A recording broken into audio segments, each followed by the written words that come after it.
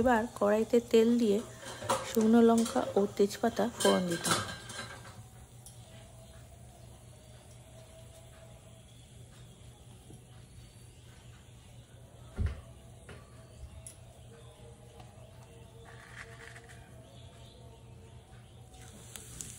অল্প একটু জিরে ওই তেলে ফোড়ন দিয়ে দেবো।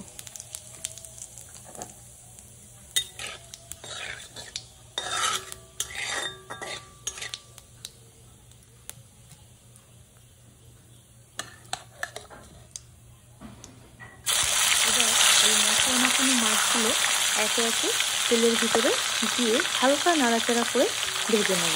বেশি প্রথমে ঘাটতে যাবেন না, তাহলে ভেঙে যেতে পারে।